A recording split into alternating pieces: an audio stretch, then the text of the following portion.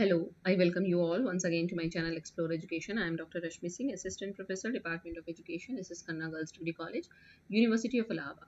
And this time I am going to discuss with you a new topic under research methodology, that is document analysis, or you can say review of documents in qualitative research.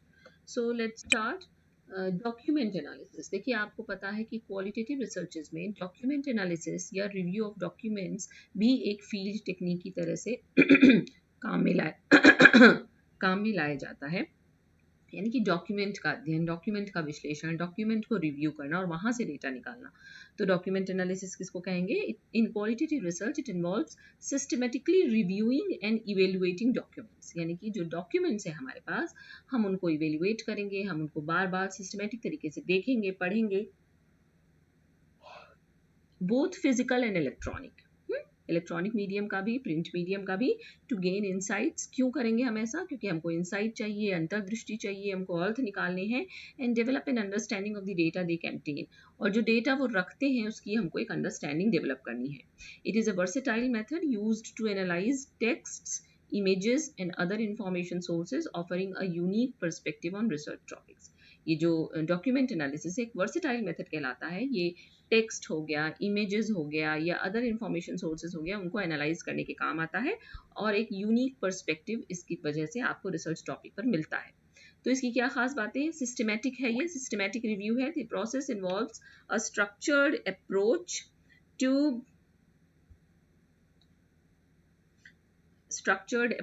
examining documents, ensuring reliability and consistency। The process involves a structured approach। ये जो approach है वो structured है, जिससे हम documents को examine करते हैं, reliability ensure करते हैं और consistency भी ensure करते हैं।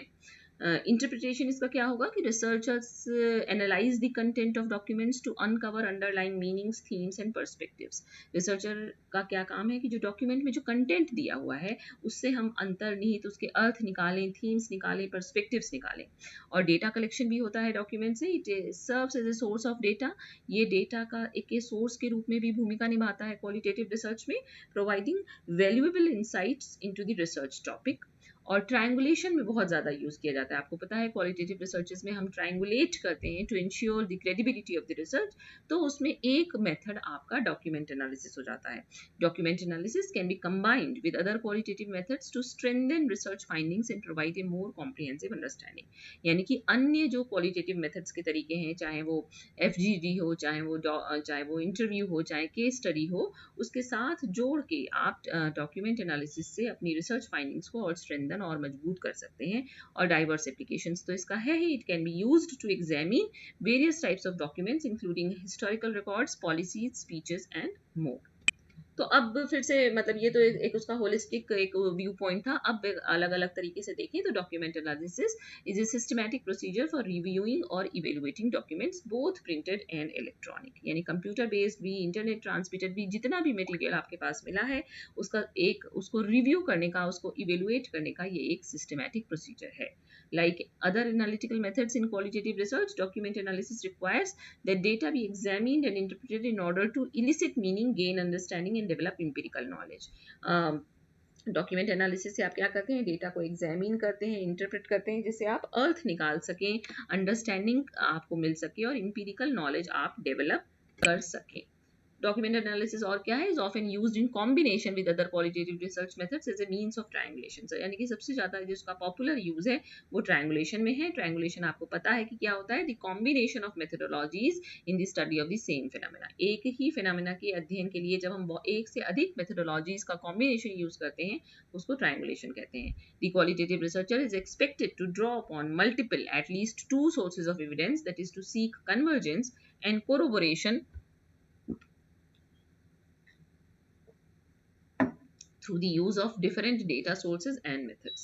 तो क्वालिटेटिव रिसर्चर क्या करता है कि मल्टीपल तरीके से, बहुत तरीके से, या कम से कम दो मेथड वो इस्तेमाल करता है जिससे कि वो डेटा कलेक्ट कर सके। और apart from documents, sources, documents के अलावा ये सोर्सेज क्या हो सकते हैं? इंटरव्यू हो सकता है, पार्टिसिपेंट या नॉन पार्टिसिपेंट ऑब्जर्वेशन हो सकता है, फिजिकल आर्टिफैक्ट्स हो सकते हैं, etcetera. According to Patton, triangulation helped the researcher guard against the accusation that his study's findings are simply an artifact of a single method, a single source, or a single investigator's bias. जो pattern ने कहा कि triangulation हमको मदद करता है, जो त्रिकोणासन है वो क्वालिटेटिव रिसर्चर की मदद करता है कि वो इस मतलब जो उस पर हम आरोप लगाते हैं कि तुमने स्टडी को एक ही तरीके से, एक ही सोर्स से, एक ही आदमी ने जैसा सोचा वैसा लिख दिया है, उस बायसनेस से मुक्त दिलाता है. Mixed method studies, which combine quantitative and qualitative research techniques, sometimes include document analysis. तो ये document analysis का usage है. Whereas document analysis has served mostly as a complement to other research methods, it has also been used as a standalone method. यानी कि ज़्यादातर इसका जो popular use है वो triangulation में ही है और research methods के संग इस्तेमाल करके जोड़ के ही बनाया जाता है, but ये अकेले एक method की तरह भी इस्तेमाल किया जा सकता है. Indeed, there are some specialized form of qualitative research that relies solely on the analysis of documents. कई ऐसी qualitative researches भी हैं जो सिर्फ documents के analysis पे based हैं. For historical and cross-cultural research, relying on prior studies may be the only realistic approach. है ना, अगर आप historical research कर रहे हैं, cross-cultural कर रहे हैं, तो आपको सिर्फ और सिर्फ document पे ही rely करना होगा. The rationale for document analysis lies in its role in methodological and data triangulation, the immense value of documents in case study research, and its usefulness as a stand alone method for specialised forms of qualitative research. मतलब आप चाहे उसको stand alone की तरह use कीजिए या आप triangulation में और मेथड के संग जोड़ के यूज कीजिए, बस ये एक पॉपुलर और यूजफुल मेथड है. Understandably documents may be the only necessary data source for studies design with an interpretive paradigm as in hermeneutic inquiry, और it may simply be the only viable source as in historical and cross cultural research. यानी कि जोड़ के तो use किया ही जाता है, कभी कभी ऐसी रिसर्चेस भी करनी पड़ती है जहां आपको सिर्फ और सिर्फ डेटा पे ही रिलाय करना है, डॉक्यूमेंट पे ही रिलाय करना है, तो वहां डॉक्यूमेंट एनालिसिस सिर्फ और सिर्फ इकलौता मेथड हो जाता है वो स्टडी करने के लिए. तो यूसेज क्या है डॉक्यूमेंट्स के, कि documents can provide data on the context with in which research participants operate. जो डॉक्यूमेंट है वो उस कंटेक्स्ट पे डेटा प्रोवाइड करता है जिस पे रिसर्च पार्टिसिपेंट काम कर रहे हैं.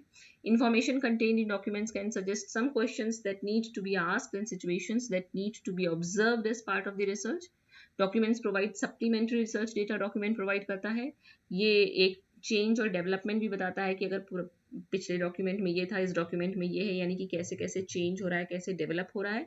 And documents can be analysed as a way to verify findings. आप फाइंडिंग्स को वेरीफाई करने के लिए भी डॉक्यूमेंट्स इस्तेमाल कर सकते हैं और अपनी फाइंडिंग्स को भी वेरीफाई करने, मतलब सोशलॉजिस्ट अक्सर फाइंडिंग्स को वेरीफाई करने के लिए डॉक्यूमेंट की ही एनालिसिस करते हैं. और ये एक इफिशियंट मेथड है क्योंकि लेस टाइम कंज्यूमिंग है, और अवेलेबिलिटी है क्योंकि बहुत सारे डॉक्यूमेंट्स आपको पब्लिक डोमेन में मिल जाते हैं, इसलिए अवेलेबिलिटी इसकी बढ़िया है. कॉस्ट इफेक्टिव है क्योंकि आपको बहुत ज़्यादा खर्चा नहीं करना पड़ता है, डॉक्यूमेंट आपको मिल जाता है आसानी से, कई बार इंटरनेट पे ही मिल जाता है.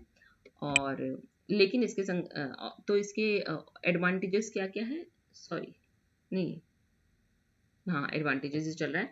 Lack of obtrusiveness and reactivity. Documents are unobtrusive, इसके पहले यूसेज था, ये भी एडवांटेजेस था. यानी कि एक इफिशिएंट मेथड है, ये इजीली अवेलेबल है और कॉस्ट इफेक्टिव है, यानी कि महंगा नहीं पड़ता है आपको. इसके अलावा ये इसमें मतलब कि ये डॉक्यूमेंट कोई रिएक्शन नहीं कर रहा ना आपके संग, ये सिचुएशन के साथ, प्रोसेस के साथ बदल नहीं रहा है, ये नॉन रिएक्टिव है. They are unaffected by the research process. Research process कुछ भी चल रही हो, आपका डॉक्यूमेंट बदलेगा नहीं. इसलिए डॉक्यूमेंट एनालिसिस में आपका reflexivity होती है inherent in other qualitative research methods. Therefore, document analysis counters the concerns related to reflexivity. जो reflexivity का concern आता है qualitative researches में कि process के दौरान वो जो researcher है वो बदल जाता है, जो participant है वो बदल जाता है, हम उसके विचारों से प्रभावित हो जाते हैं, वो हमारे विचारों से प्रभावित हो जाता है. तो जो reflexivity का concern जनरल आता है qualitative research में, वो document analysis में नहीं आएगा क्योंकि document कोई अप्रभावी रहेगा पूरी research के दौरान. तो ये इसमें लाभ है. स्टेबिलिटी है, ये नॉन रिएक्टिव है तो डॉक्यूमेंट स्टेबल होते हैं. एग्जैक्टनेस है, आपको एग्जैक्टली मिल जाएगा जो भी डेटा डॉक्यूमेंट में लिखा हुआ है. और कवरेज, इसकी कवरेज ब्रॉड है, ज़्यादा एरिया कवर कर सकता है. लेकिन इसके अलावा इसकी कुछ दिक्कतें भी होंगी, जैसे insufficient detail. The documents are produced for some purpose other than research. Actually वो किसी और पर्पस के लिए इस्तेमाल की बनाए गए हैं और हम उनको रिसर्च में अगर इस्तेमाल कर रहे हैं तो वो हमको हो सकता है डिटेल कम दें. लो रिट्रीवेबिलिटी है, डॉक्यूमेंटेशन इज समटाइम्स नॉट रिट्रीवेबल मतलब आप उनको दोबारा निकाल सकते हैं कि नहीं, हो सकता है कि वो मिस हो जाए, हो सकता है कि वो वेबसाइट से चला जाए, हो सकता है कि विकिपीडिया से गायब हो जाए, ऐसा भी होता है, डॉक्यूमेंट्स डिलीट भी कर लेता है आदमी जिसने अपलोड किया है, तो ये दिक्कत हो सकती है।